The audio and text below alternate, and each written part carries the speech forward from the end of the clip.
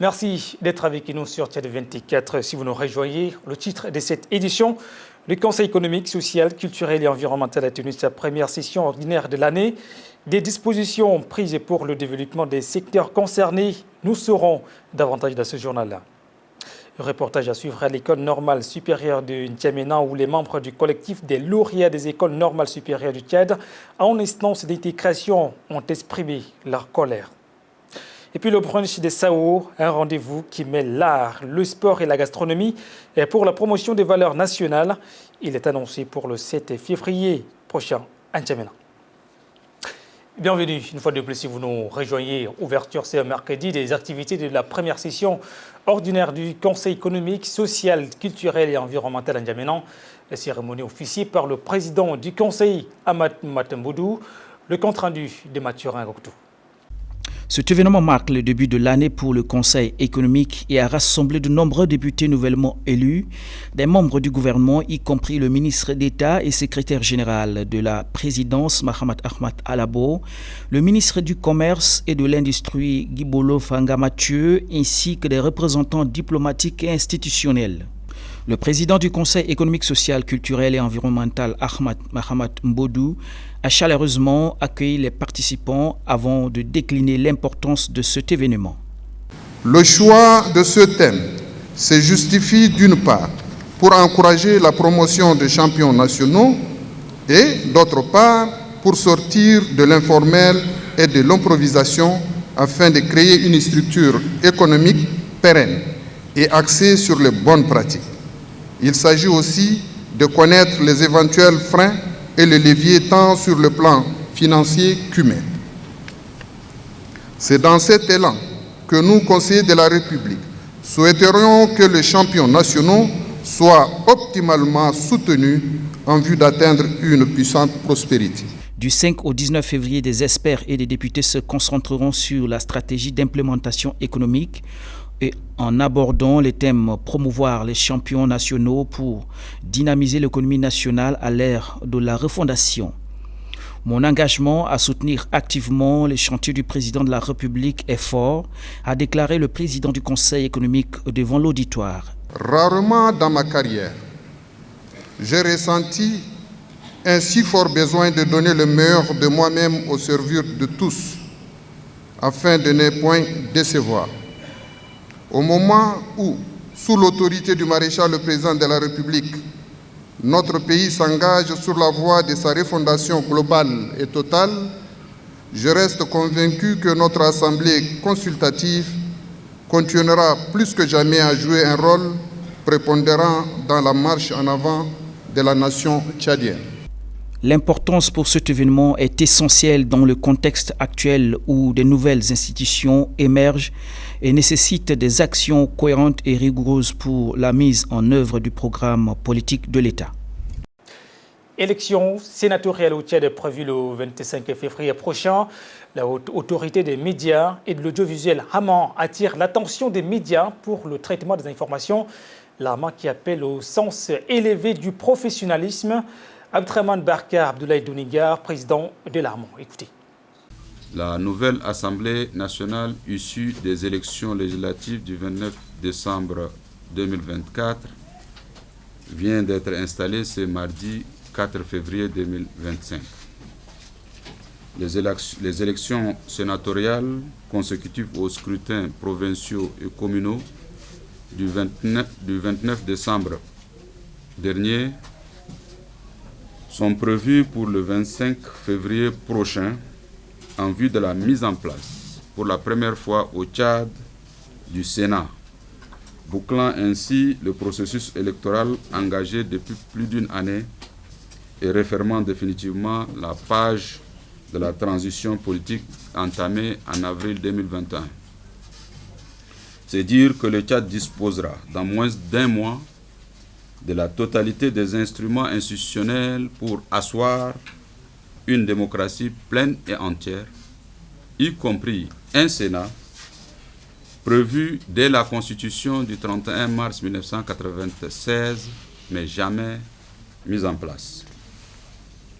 Le rôle crucial que joue la presse dans l'évolution du Tchad depuis l'avènement de l'ère démocratique au pays, ayant imposé la mise en place de l'autorité de régulation de l'information et de la communication, HCC à l'époque devenue Hama, avant toute autre grande institution de la République, demeure encore, sinon davantage cruciale, dans la marche actuelle pour la refondation de la nation.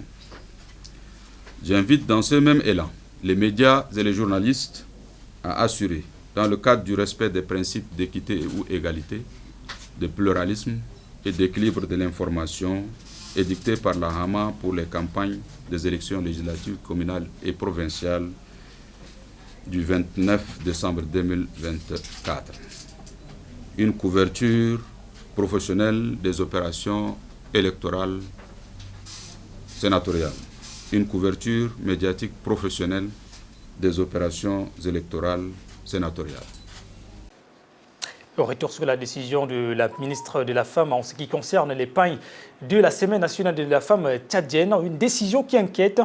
Certains experts estiment que cela pourrait avoir des conséquences négatives sur les chiffres d'affaires des commerçants qui ont investi dans les stocks de paille.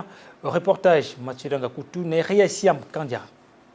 2 points saillants dans la communication de la ministre d'État, ministre de la Femme et de la Petite Enfance, Amina Pissil-Longo, lors du lancement des préparatifs de la Semaine nationale de la femme tchadienne, ont retenu l'attention. Il s'agit de l'interdiction du port de pain, de la Sénafette et du défilé le 8 mars. Selon des observateurs, cette interdiction pourrait avoir des retombées économiques et sociales considérables, particulièrement pour les commerçants ayant investi dans des stocks de pain.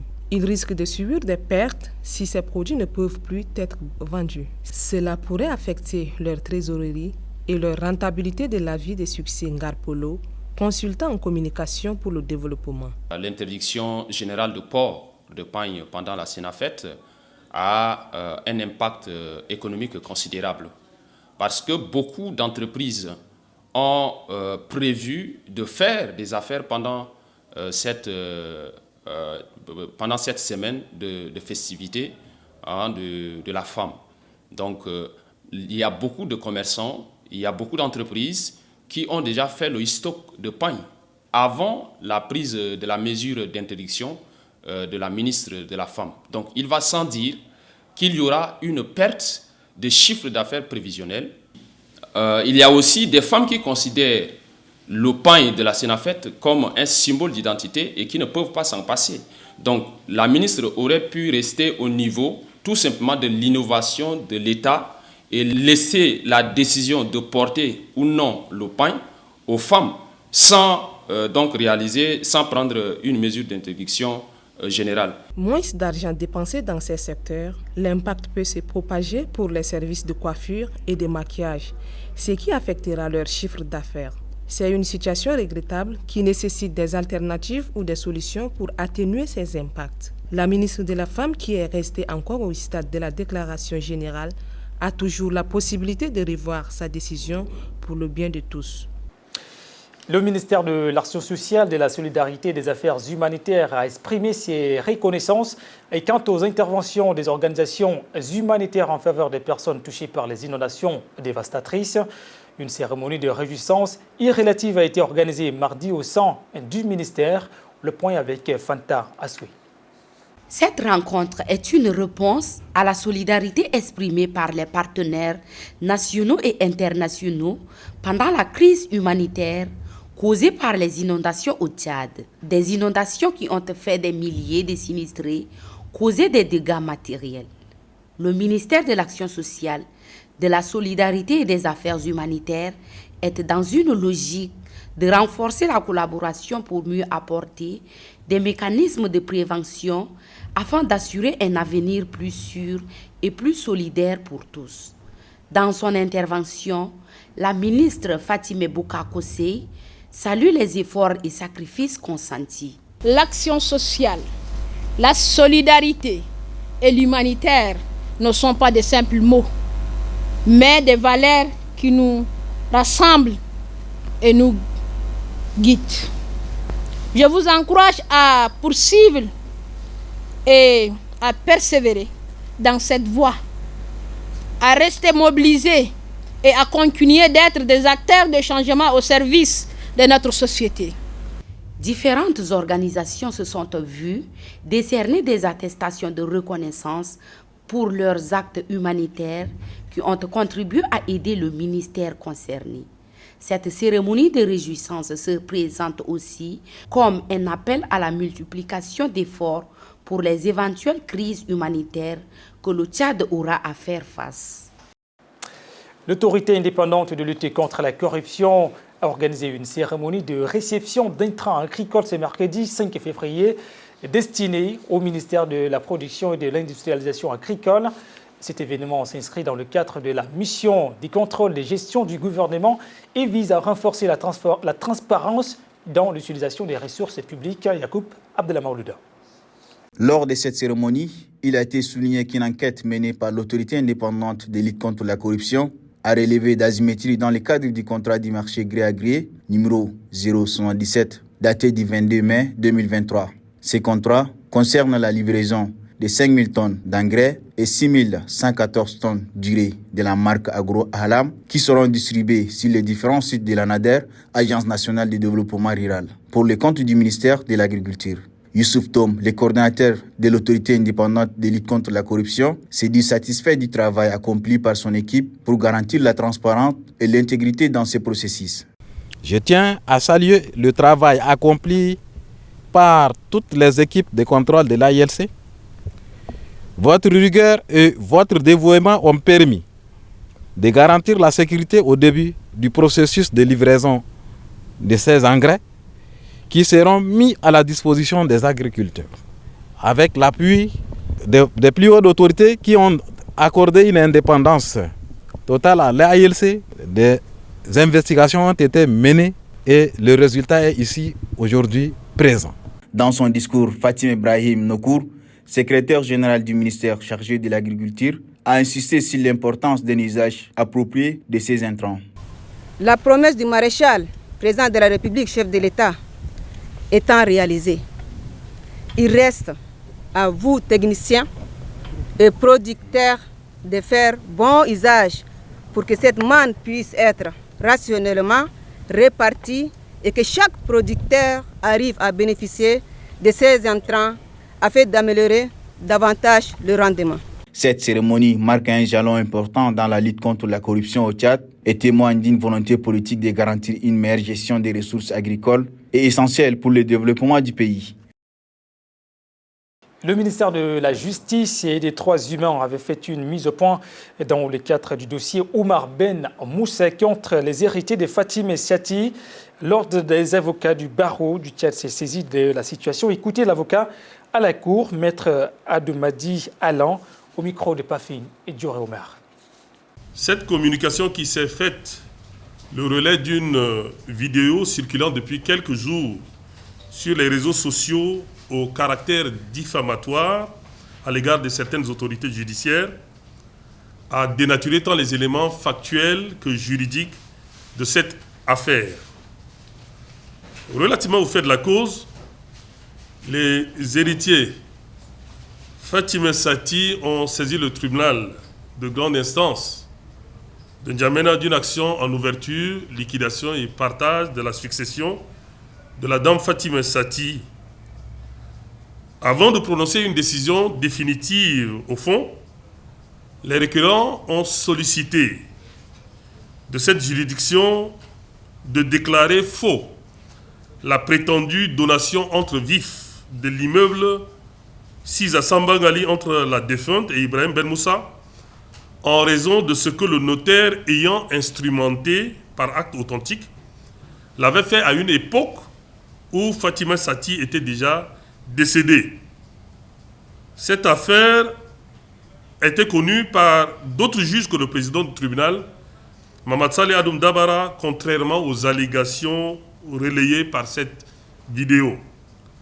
Le tribunal a ensuite ordonné l'ouverture, la liquidation et le partage de la succession et a commis maître Mesme Mbayahai d'y procéder.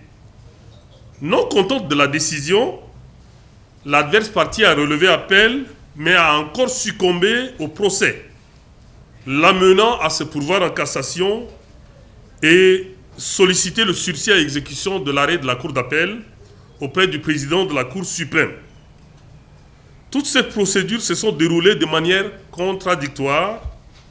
Oumar Ben Moussa et Ibrahim Ben Moussa les ont perdus, contrairement à ces allégations tendant à soutenir qu'en catimini, des décisions soient obtenues contre eux. En raison de ce que Dame Fatima Sati, qui n'avait pas de lien de parenté avec M. Oumar Ben Moussa, qui était son gendre, malgré que la fille à la dame qui était son épouse soit décédée avant sa mère, celui-ci, avec son fils Ibrahim Ben Moussa, ont continué à garder le grappin sur la vieille dame et sur tous les documents afférents à ses propriétés, dont les dessins inavoués d'enfer main basse. Tous les militaires français ont été quittés le Tchad, les ex-employés tchadiens qui sont donc privés de travail et vivent une vie en moins aisée. Ils réclament leur reversement à la fonction publique ou en soutien financier. Pafin Duré-Omer. Avec la levée des militaires français du Tchad, tout travail est arrêté sur les bases de Faya, d'Abéché et de N'Djamena. Cuisiniers, électriciens, plombiers et agents de santé, environ de plus de 400 travailleurs qui étaient nantis de contrats sont livrés au chômage. Désœuvreux, financièrement abattus, ils broient du noir et vivotent amèrement la cherté de vie persistante en N'Djamena. Errant à la recherche du travail, chacun dans sa spécialité, ils ne savent vers qui s'en remettre. Sans vergogne, Mbaïtouban Bruno, pharmacien à la base sergent Adjikossé, a léger rivé vers l'État tchadien. Nous demandons un reversement dans les structures de la place, que ce soit étatique ou para-étatique, afin que nous puissions continuer à aider notre pays, parce que c'est vrai, la dénonciation de l'accord est purement politique, mais aujourd'hui il y a le côté social, et comme je viens de l'évoquer, nous sommes au carreau, donc nous lançons un appel au gouvernement afin de nous aider, afin que nous puissions retrouver du travail. Abdelmajid Al-Issel Mok, électricien frigoriste, lui aussi à la base à Djikossé, qui subit les affres du départ des éléments français du Tchad, médite sur la technique d'avoir un boulot. Néanmoins, il trouve salutaire la décision du président de la République, Mohamed Idriss Déby Itno, de rompre la coopération militaire avec la France. On l'a dit, on a beaucoup de profils à la base. Tu trouves des médecins, des plombiers, des électriciens, des médecins, il y a tout dans les gens de l'administration, les secrétaires, il y a tout ça. Mais pour l'instant, oui, les gens cherchent de gauche à droite pour qu'on tienne les debout. On ne peut pas croiser les bras, c'est vrai, même si la base française est fermée, nous sommes Tchadiens, comme tous d'autres Tchadiens.